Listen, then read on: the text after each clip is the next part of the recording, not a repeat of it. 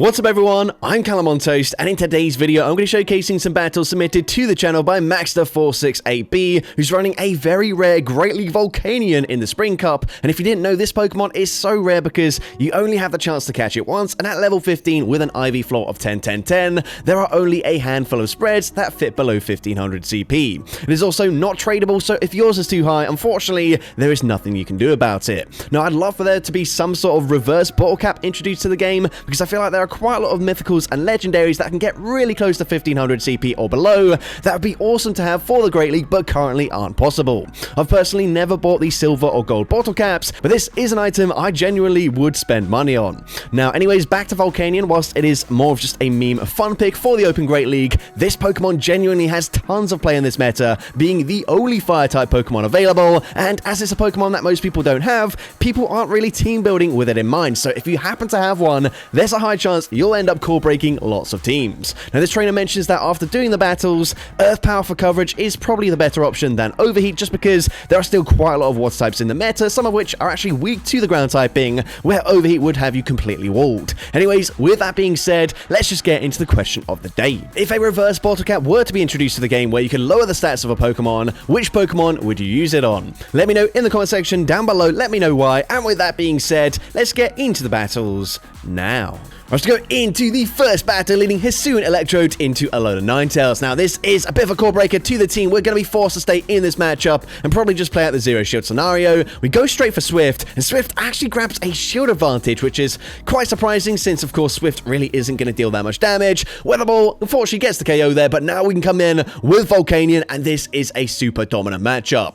We are going to shield at the last second. They're on Dazzling Gleam rather than Chilling Water, which means we do actually completely wall the energy. They're going to swap into Jellicent, so we come in with the Shadow Amoonguss, get a no shield as they full send the Shadow Ball, but we actually tanked that relatively comfortably.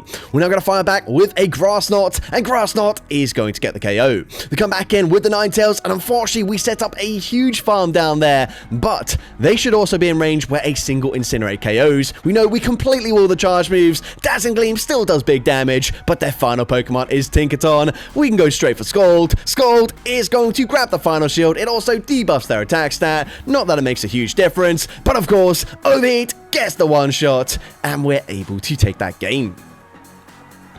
Into the next battle, we're going to see Electrode into Jellicent. So this time, much better lead matchup for us. The opponent going to be safe swapping into Tinkaton, and that is not a safe swap when we've got Volcanion on the team. Let's see if they end up going for Gigaton Hammer, which is double resisted by the fire and water typing. We can now fire back with a Scald, and Scald from this range easily gets the KO there. And we've got quite a lot of residual energy, so if they come back in with a Jellicent like they do, we can go for another Scald. Now this is definitely where having something like Earth Power would be a lot more beneficial for us. However, we do end up getting an attack debuff with that Scald. So Surf, gonna get the KO from that range. We can come in with either Pokemon realistically here. So we're actually gonna come in with the Amoonguss, expecting the opponent to swap out straight away. They've got their own Amoonguss. They realize slightly behind on energy. It's gonna be game over. So they just concede the match.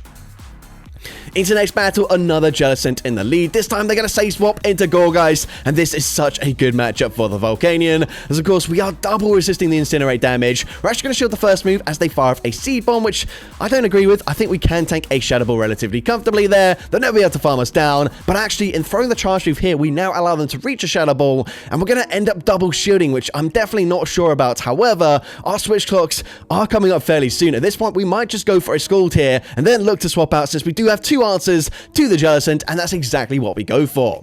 So preserving a lot of HP on the Volcanion might be useful for us if they have, for example, a Tinkaton in the back, which they do. So actually a pretty good play by this trainer, as now we can go for Grass Knot. Doesn't really matter what they do with the Tinkaton, as well we get to come in with the Volcanion and likely just Incinerate, farm them all the way down. However, they actually go for a Bulldoze, which doesn't KO. We can chip with a Foul Play, grab the final shield, come back in with the Volcanion, and even a Bulldoze here, super effective damage. You're going to see isn't really going to deal that much damage there. They come back in with a Jellicent, could have gone for Overheat. I don't really know why we go for Scald. It doesn't really make a huge difference there, and actually we're able to get the perfect farm down, coming out with another Scald loaded, and Scald will be enough damage to take out the Tinkaton, and we're able to take that game.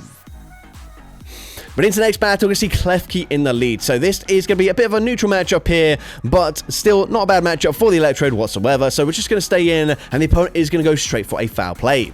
Foul play, not going to hit too hard here. We can now go for a Wild Charge, and Wild Charge is going to grab a shield. We're now going to swap into our Shadow Amoonguss here, which I'm kind of surprised by. Don't know why we didn't just stay in there, go for another Wild Charge potentially. But either way, the opponent is going to chip with a foul play before coming in with a Tentacruel.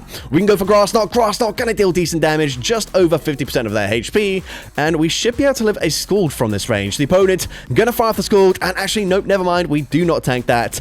But we can now come back in with the Electrode. We are fairly low, so we can't really overfarm by too much, and we will go straight for the Swift. Swift should be enough damage to get the KO from this range. Their final Pokemon is going to be a Shadow Victory Bell, and that should be game over. We still got 2 shields. We're going to use the first one on a Leaf Blade. The opponent going to have to swap back into their Klefki, but it just doesn't matter. We can go straight for Scald. Scald going to grab the final shield. No attack debuff this time around, but it makes no difference as we do still have a second shield here. Foul play, going to be shielded. We tried to go for 1 extra Incinerate, and actually that gets the full farm down, and we're able to take that game.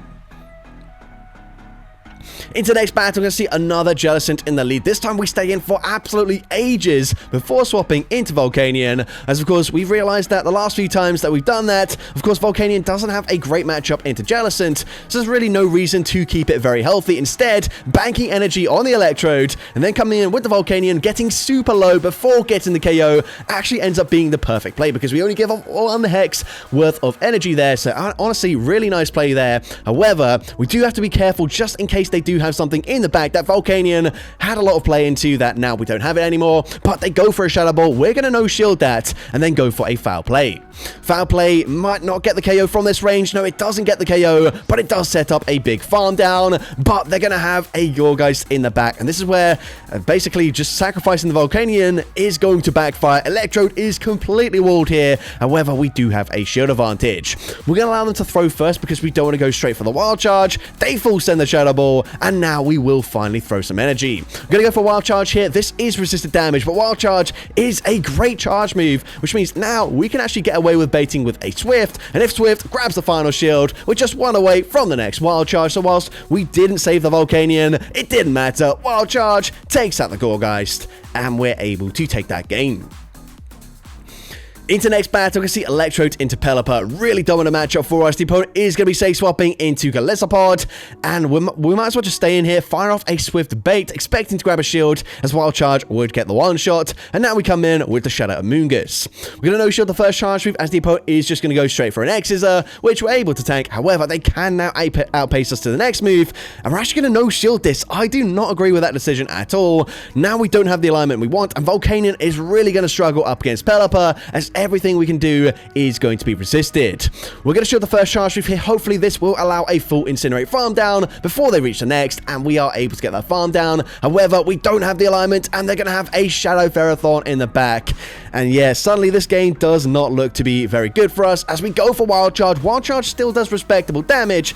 However, unfortunately, they can tank 2 of them here. They realized it has no play into Volcanion, so just going to save the shield for the Pelipper, and that probably is the right decision. They've also already got back-to-back charge moves, and we don't go straight for Swift, meaning Power Whip gets the KO there. We can come back in with Volcanion, and honestly, we need to grab a shield and debuff their attack stat with the Scald, and we get neither of those things, which means Weather Ball, whilst it probably won't quite get the KO here, is going to put us into 1 HP farm down range, which means Scald, they can just shield this. Wing Attack gets the farm down, and despite the fact that we had a really dominant lead matchup there, we end up losing that game.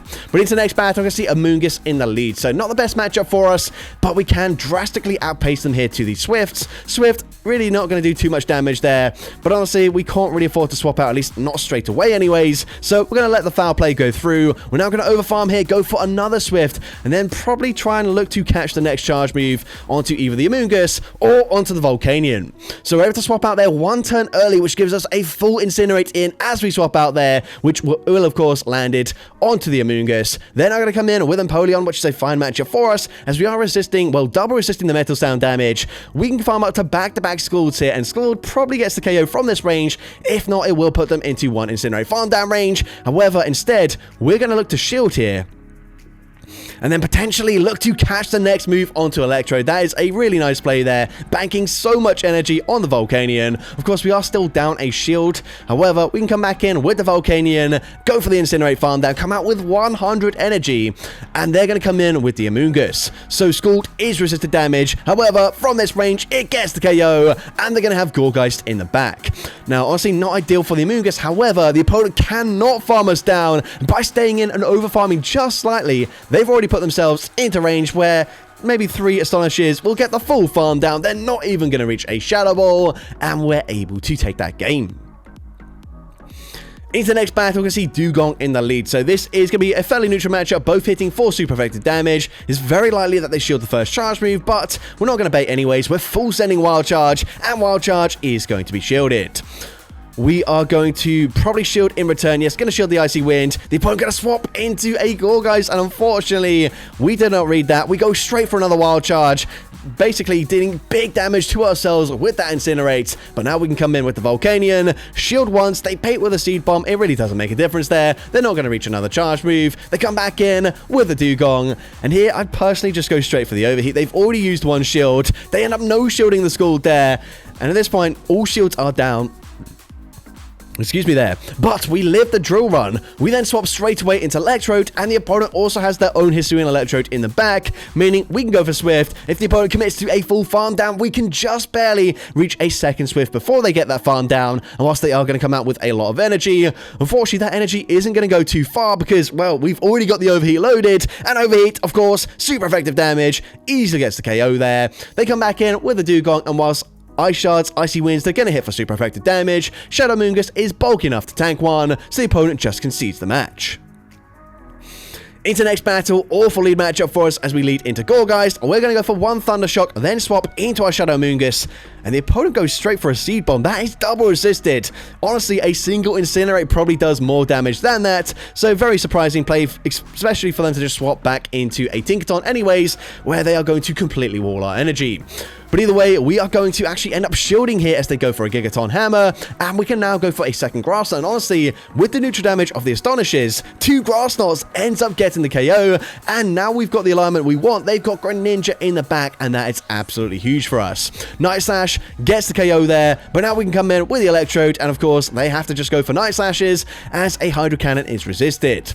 Of course, Night Slash not really going to deal too much damage here. We've got to watch out for a catch, but the opponent makes another catch there onto the Gourgeist, but they end up shielding anyways. That is such a strange decision. At this point, we can finally see how much damage a Shadow Ball is going to do. Shadow Ball gets us fairly low, but you can see they can never Incinerate farm us down. We come out with a lot of energy. Unfortunately, looks like we won't quite reach back-to-back Scalds, but it doesn't matter. First one does huge damage, and it puts them into one Thundershock farm down range, and we're able to take that game. Into the next battle, we see Ferrothorn in the lead. It's a bit of a tricky matchup on both ends there, but we do have 2 better answers that we can deal neutral damage into, so we're going to swap into the Amoonguss.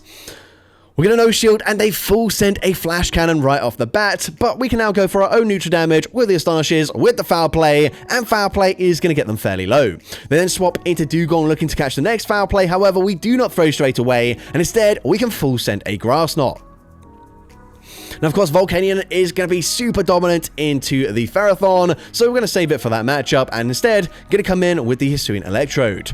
Going to shield here as they go for an Icy Wind, which unfortunately means they can probably live a Wild Charge, and probably not be farmed down either. So we go for Wild Charge, it does big damage, but we swap into Volcanion, and has the opponent reacted in time, the opponent goes for Drill Run. That's super effective damage. They're going to have a Jellicent in the back anyways, which unfortunately going to completely wall our energy. We can go for Scald. Scald is not going to get the debuff, and we only get to 1 charge move, so personally, probably would have gone for the Overheat there. Either way, it doesn't really matter. I guess going for Overheat never puts them into range where a Swift will KO, so I guess it doesn't make a huge difference there. Unfortunately, them landing the Shadow Ball, that was game over, so we concede the match. But into the next battle, great lead matchup for us. The opponent's going to be swapping into a Firefang Darkspawn. We're going straight for Wild Charge. Wild Charge is going to connect, and now we come in with the Volcanion. Of course, this is likely just going to be a Psychic Fangs, which isn't going to do much damage. Fire Fangs still not doing any damage at all, as it's double double resisted, and now they come back in with for Alligator. Now again, we've only got resisted moves to throw, but we go for Scald, we drop their attack stats, and we grab a shield, and now we can go for a second Scald. Scald number 2 is going to connect this time around, and then we just swap into our Shadow Amoonguss. Remember, they are debuffed here, so the opponent goes for Ice Beam, but that doesn't really deal that much damage. They then swap into Hisuian Electrode, and we can go straight for Foul Play. And of course, we did not farm up to a potential Sludge Bomb, so they no-shield the Foul Play. But honestly, we're in a great position. They go for Swift, which doesn't KO. It does set up a big farm down, however, which isn't ideal. But now we can come in with the Volcanion. They're going to look to overfarm. Excuse me again. Swift gets the KO there, but we can just go for a full Thundershock farm down. The opponent is going to throw a last-second Charge Weave. This is going to make no difference whatsoever. Hydro Cannon going to be shielded, and the opponent just concedes the match. Now going into the final battle of this video, leading into a Galarian Weezing. So once again, not the best matchup for us. We are just going to go straight for Swift here, looking for some chip damage, able to throw this before they reach a Sludge, and then actually swapping into our Shadow Amoonguss. Now they could full send an overheat, so we're going to shield, and they do exactly that, before swapping into a Shadow Tentacruel. This actually is not that bad of a matchup for us at all, as the opponent is going to no-shield a Grass Knot, which does huge damage, and Scald really isn't going to deal that much damage here. So the opponent goes for Scald, that does not get the KO, and now we can fully Astonish farm them down, and they swap into a Shadow Empoleon. Now at this point, honestly, I wouldn't mind just swapping into our Electrode, and we do exactly that. Of course, we can tank a Drill Peck pretty comfortably here, as it is only going to be neutral damage. The opponent is now going to swap back into Weezing, where we now have the energy for a Wild Charge. Wild Charge, probably a little bit overkill. We could have settled for a Swift, but either way, we're still going to force them to throw some energy. They cannot fully farm us down. They fire off the Sludge. We're going to come in with the Volcanion, and this should be game over. We're going to shield here just in case they go for a Sludge. They actually full send an Overheat, which is double resisted. Very strange idea. Either way, it doesn't make a difference. We are now going to be the ones to full send an Overheat. An Overheat takes out Shadow Empoleon, and we're able to take that game. So that's going to be it for today's video. If you did enjoy it, please make sure you leave a like, leave a comment letting me know, and as well, don't forget to respond to the question of the day if you haven't done so already. And if you want to see more content like this in the future, make sure you hit that subscribe button and turn on post notifications. That way you'll be notified whenever I upload a new video. Now if you want to take your support to the next level, you can become a channel member with perks including early access to new videos, shoutouts at the end of each video, custom loyalty badges, and custom emojis to use in the comments of every video. I want to say a massive thank you to everyone that has become a channel member already. Your support is greatly appreciated. And with that being said, thank you so much for watching today's video, and I hope you have a great rest of your day.